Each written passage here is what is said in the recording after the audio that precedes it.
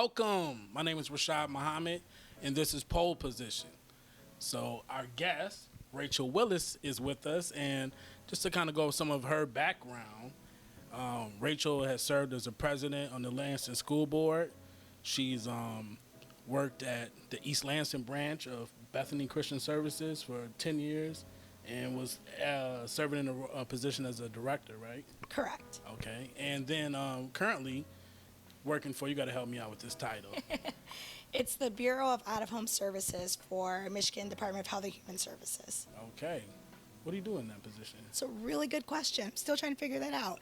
I'm actually the bureau coordinator or director for all of the child welfare out-of-home services, so foster care, adoption, guardianship, juvenile justice. So if there's a kid that's come under state jurisdiction for any reason, all of those services roll up under my bureau.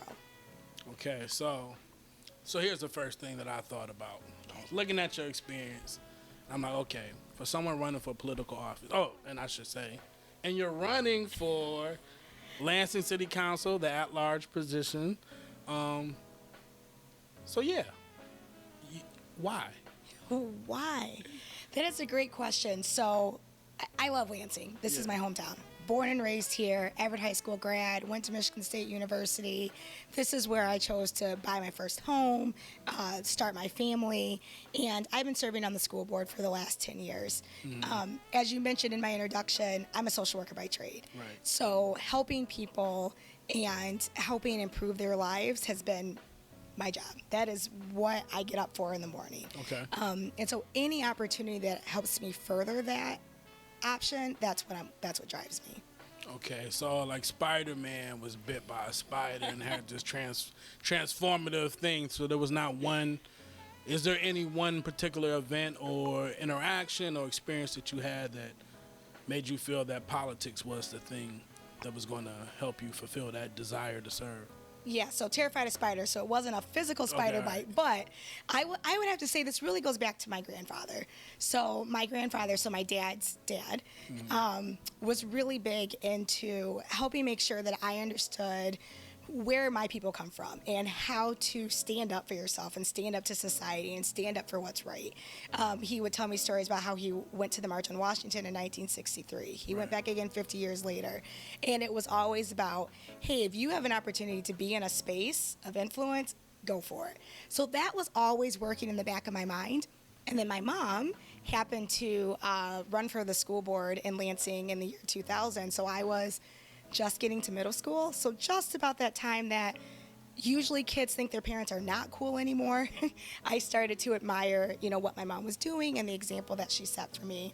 And so the combination of actually seeing my mom serve on the school board and with that sort of information running in the back of my head from what my grandfather taught me, the bug bit me. That's all you needed? That's all I needed. So if you think about,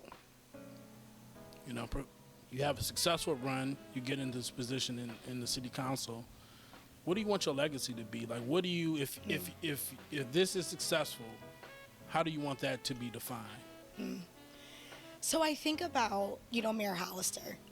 And one of the things that we always say about him is, he helped save GM and helped save and revitalize the economy here and help Lansing stop it from becoming Flint, essentially.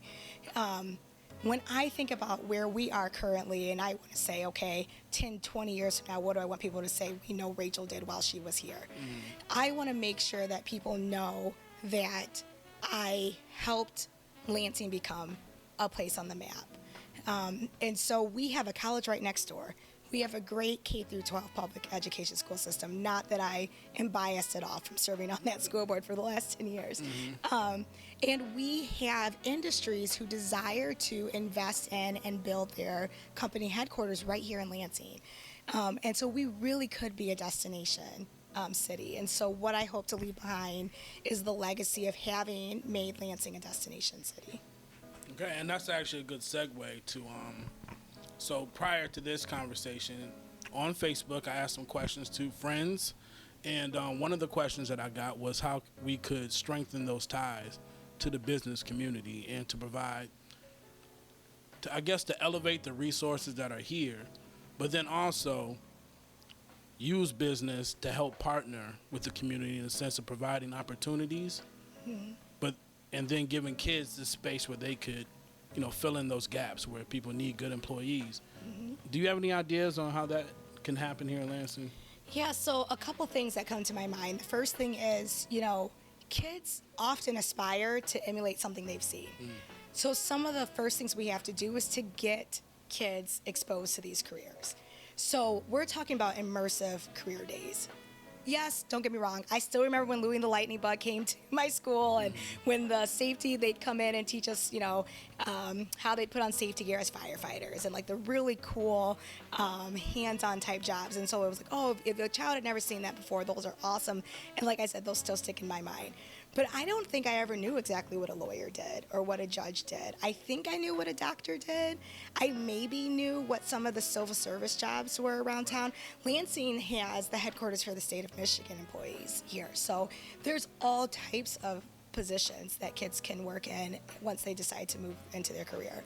So one of the things I want to just talk about. So we do within the Lansing community have great immersive experience for our kids. So we have what's called the BWL STEP program. So the Border Water and Light has been great partners with the Lansing School District and helps kids actually do immersive experience as part of their training when they're in high school. They can actually train, which I will never do because I'm terrified of pipes, but they'll actually go underground. What kind of experiences are those? Yeah, they actually take them into the plants. They help them understand the back and the front end of what it's like to work for the Board of Water and Light.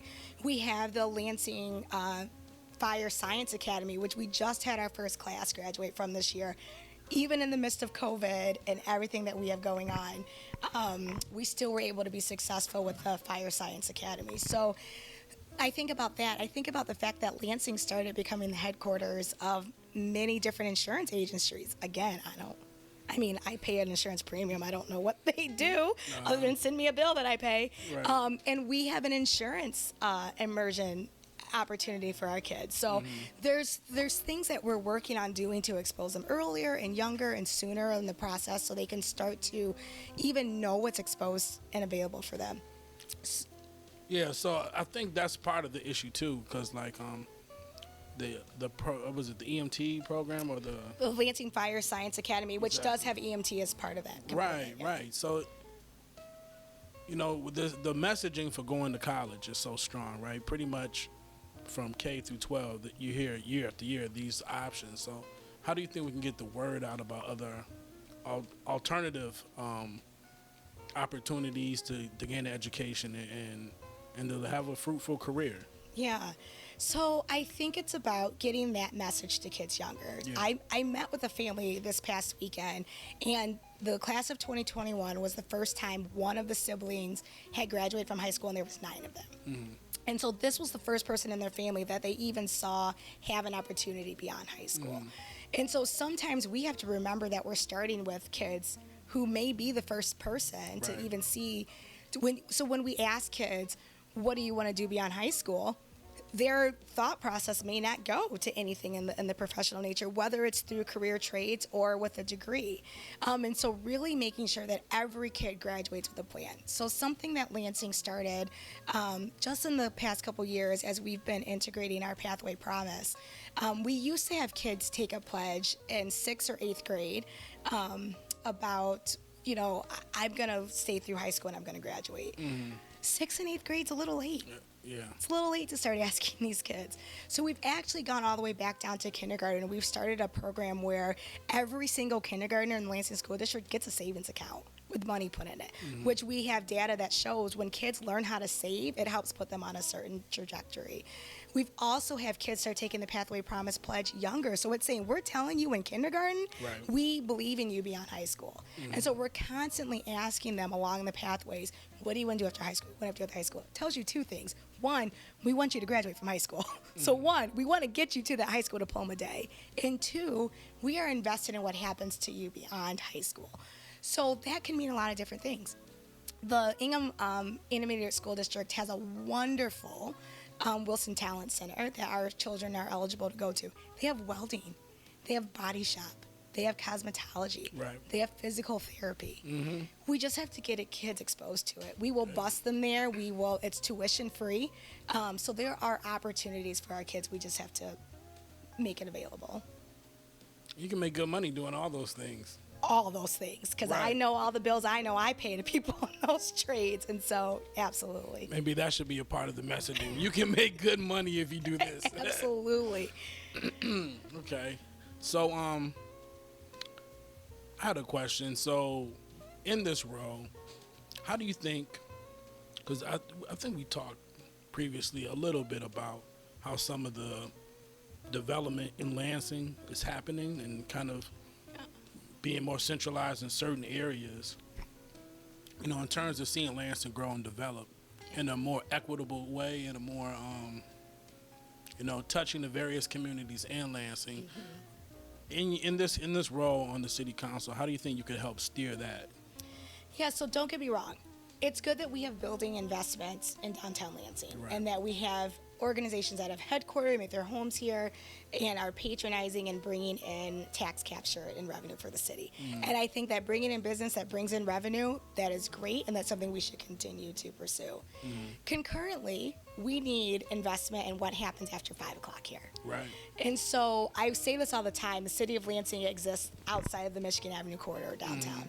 And it's very important that we look at anything that any efforts that we would make to entice the building to come downtown, we need to keep that same energy on the south end. Right. We have a great South Lansing active group that is great. There was a new coffee shop that is just knocking it out of the park on the south side. 517? Oh my goodness. Now they could just give me some more lattes to go. It'd be better, but it's okay. It's a great place to go. Yeah, it's actually around the corner for Wildlife. Oh yeah. I mean, those are the type of things, even the drive-through Bigby, which I get that's a chain, but small businesses, chains, whatever, that want to make their home here, they need that same energy. And so I think about what are the opportunities that we have to incentivize folks to stay here after 5. So we're talking about getting businesses to do their business here in the evening and to have their company parties here and to have incentives for living in the city or having incentives for sending their kids to the schools here in the city. Those are the type of things that make employers and employees be more intentional about their investment to the city and not pack up and leave at 5 o'clock. Okay. So speaking of race, so I'm on Facebook, and what do I see? I see a video of you having an encounter. It looks like it was a traffic. I want to say altercation sounds too strong. Road rage. Interaction. There we go. So, and in that situation, with those who haven't seen the how that went down, the gentleman who's a white business owner, I believe from Delhi Township, called you the N-word, right? And actually approached you in a way that was very aggressive. And one of the things that I was impressed was with your level of restraint. I didn't hear fear. What I heard was, I'm choosing to be better than you in this moment. And one thing that you said repeatedly was, have a nice day, sir.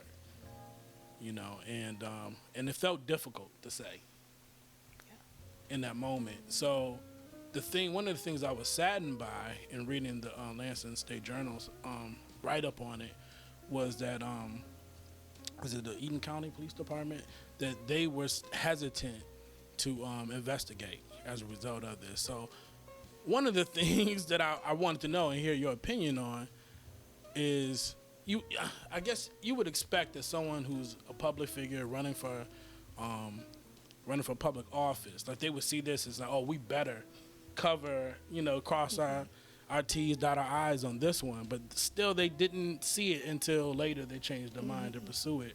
So I guess my question is, what do you get from that commentary, if you will? And also, how do we deal with systematic racism in these structures like this? Yeah.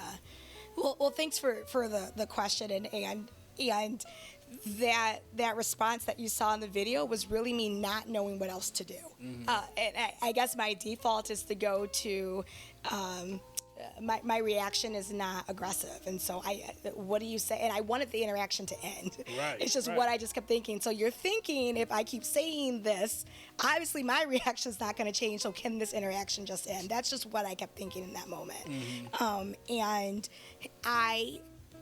So the video that we have on camera is actually the third time this man said these things to me. So the first time he yelled it to me from his vehicle, and I just could not believe that's what I was hearing. Like, I'm looking at, it was like moving in slow motion. Like, Right. I'm like, is someone really saying the N-word? Yeah. Like, is that what we're doing right now? You're screaming the N-word at me? Right. And so in that moment, I could not believe that's what was happening. And what you don't see is how bad I shook after that was over. I can imagine. How I wanted to cry and just go home. And what I think about after that, it took me a while to collect myself. I have a child. Right. I needed to worry about my safety, my child's safety. I needed to get home. I needed to make sure that my immediate needs were taken care of first, which is appropriate in any response. Sure, absolutely. And when I called the police later that evening, after I had some time to process it, and I had somebody point out to me, I just thought I had experienced a terrible incident. And somebody pointed out to me, no, Rachel, what you experienced was a crime. And it's a shame that as a person of color, the first thing I felt was, nobody's going to believe me. If I hadn't filmed it, that's the only reason why I filmed it, because I felt like nobody was going to believe me. Right. Because I feel like as a person of color, we're constantly on the defense of having to prove To that justify our pain. Yes. And so when I first called the police, the first thing the person said was, what you are reporting is not a crime. And it shut me down. I was just like, what I have experienced doesn't matter. And so that's what I experienced. Right. And so thankfully, I'm somebody that has access to agency and was able to have other people force a second look. And all I keep thinking is, what about all the people that don't have that access to agency? Absolutely. And so I did have an opportunity to go back and meet with another sheriff's deputy. And I kept explaining to him, they kept trying to explain to me, well, the way you reported it, it didn't come out as a crime. And I said, are you meaning to tell me that someone can just behave that way, say those things to another person, clearly exhibit ethnic intimidation, and I have to come up with another set of information for you to say this is something we need to pursue? This is serious, right? And the only reason why they finally said that they were willing to pursue it is because what you don't see in the video is at the end of that interaction, he started screaming, I should have hit you with my car. And that's what made them say assault. It's a crime. But the problem is, as a person of color, reporting a crime of ethnic intimidation, it shouldn't take that much evidence for the police to say, we want to take a second look. And those are the type of things that we need to do better, and we need to train better. Right. And our police to even understand that. And it shouldn't have taken, again, like I said, someone that has agency who had people that had my back. I'm thankful I had people that had my back and said, no, Rachel, you keep going. I probably would have backed down. And it breaks my heart to think about how many people have probably experienced something similarly and just backed down. Right. So I noticed that he got outside of his car. When did that happen? That was in traffic? Man. So we had gone through we were in a parking lot. Okay. We were in a parking lot. Okay. Yep. So he had turned a corner in the parking lot and exited his vehicle. And I had just enough time as I turned that corner to get my camera out. I said, anybody who's approaching me outside of his vehicle, when that could have been a time to have ended the encounter. Mm-hmm. Yeah, that's an extra step. That was an in my extra opinion. step. And so I felt like I needed to protect myself. Absolutely. I'm sorry that you went through that. But, I mean, I think because of your position in the public eye that, it shows that none of us are exempt from that. This is the legacy of slavery in a lot of regards that we still are dealing with, and I think it's only now becoming more,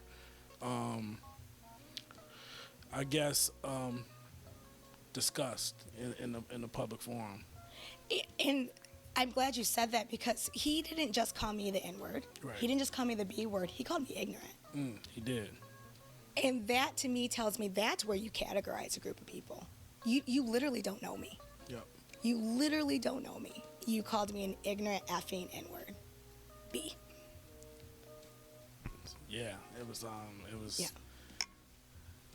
I was at a loss for words watching it, and to see someone who I know, at least I know you to be an educated woman. I know you to be a very experienced woman, as we just talked about, and for that to come off through a traffic interaction is just unacceptable. Yeah. So let's end on a happier note. Okay. All right. So this is, I think people are going to really get a sense of who you are by this question. So my question for you, and I like to ask random questions in these kind of settings, is what's your favorite cereal? Favorite cereal. And I want justifications. Like, I need to know. No one-word answers. Yeah. It's got to be because of the sogginess, or you like the crunch. Like, tell me about it. So here's what it boils down to. When I was growing up, my mother would buy Captain Crunch. For some reason, I don't know. So if you've had Captain Crunch, it tears up the roof of your mouth. Definitely. So there's something about that that's comforting to me because that's what I always had was Captain Crunch. But I don't like the flavor because that's just too kind of basic. So I like Fruit Loops, which are like a little bit softer than Captain Crunch, right? They give you that same, they almost cut up the roof of your mouth, but not really. And I need them to be just a little bit sweeter. So I like Fruit Loops with the marshmallows from Lucky Charms, both together in one bowl. That's not working for me. It's a vibe. Which Captain Crunch? Oh, the OG Captain Crunch. Okay, Red not box. the Crunch Berries. No, I probably wouldn't have such an issue if she had the Crunch Berries, but nope. Okay. Grew up on straight Captain Crunch. Well, I think our viewers know all they need to know about you. So again, thank you, Rachel, for inviting us in your home. Absolutely. And then, and yes, Rachel's running for Lansing City Council at large on November 2nd. What do you call it? The primary? This is the general election. This is the general election, see? So in the general election, you can vote for Rachel. But thank you for giving me some of your time and letting us know a little bit more about it. It was my pleasure. Thank you. Thank you.